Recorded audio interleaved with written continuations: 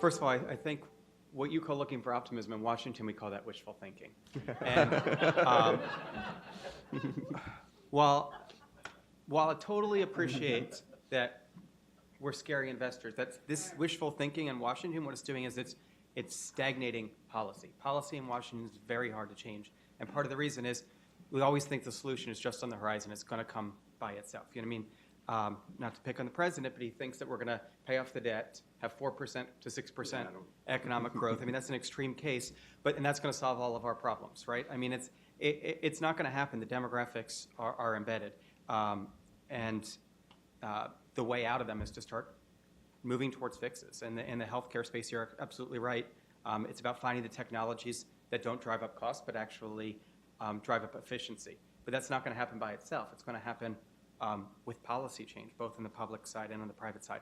In Social Security, the levers are pretty simple, the base levers. We can change the benefit formula, and I'm for gradually making it much more progressive. I don't think highest earners need $2 million of lifetime benefits.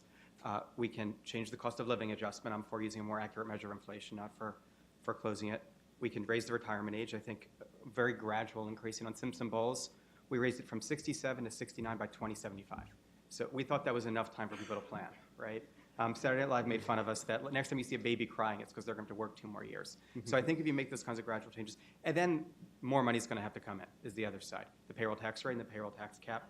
And I think you move both. There was a question earlier, well, you don't want to eliminate the cap and not have any benefits. What we did is the Social Security benefit formula is already progressive. The more you earn, the more you get, but the less more you get.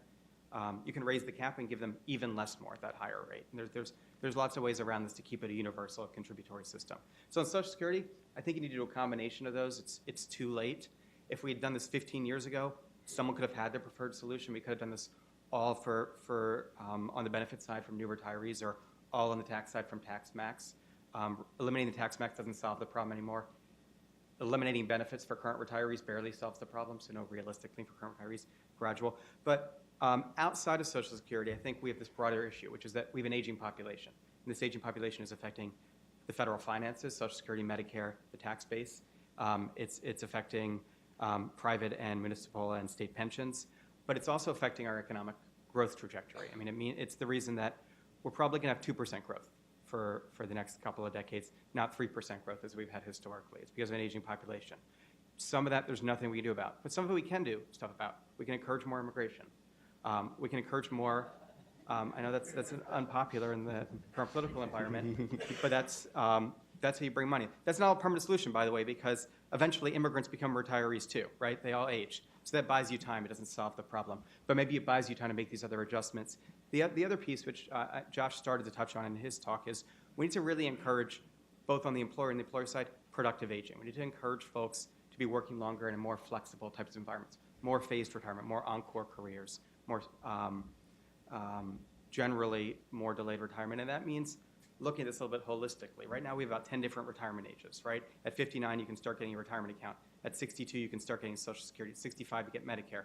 At 67 is the normal retirement age. And that's before we talk about all the other parts of the tax code and private pension.